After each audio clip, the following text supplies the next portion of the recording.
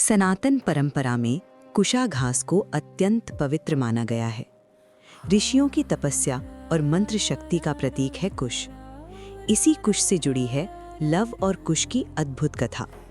माता सीता ने तो केवल एक ही पुत्र को जन्म दिया था, तो फिर लव और कुश दो कैसे हुए? एक बार माता सीता जंगल से लकड़ियां लेने जा रही थीं। जाते समय उन्होंने अपने पुत्र लव को महर्षि वाल्मीकि के पास छोड़ते हुए कहा, महर्षि, कृपया लव का ध्यान रखिए। उस समय महर्षि वाल्मीकि साधना में लीन थे। उन्होंने बिना देखे केवल सिर हिला दिया। माता सीता ने देखा कि महर्षि अपने कार्य में पूरी तरह व्यस्त हैं, इसलिए उन्होंने लव को साथ ले जाना ही उचित समझा और उसे लेकर जंगल चली गईं। कुछ समय बाद जब महर्षि वाल्मीकि का ध्यान उसोर गया, तो उन्होंने लव को वहां नहीं पाया। वे घबरा गए, कहीं कोई जंगली जानवर उसे उठा न ले गया हो। माता सीता को क्या उत्तर देंगे? इसी पश्चाताप में वे व्याकुल हो उठे।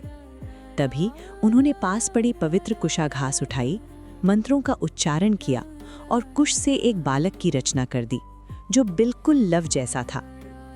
थोड़ी देर बाद माता सीता लौट कर आईं और उनके हाथ में लव पहले से ही मौजूद था। महर्षि विस्मित रह गए, लेकिन माता सीता उस दूसरे बालक को देखकर अत्यंत प्रसन्न हुई। क्योंकि वो कुशा घास से उत्पन्न हुआ था, इसलिए उसका नाम पड़ा कुश।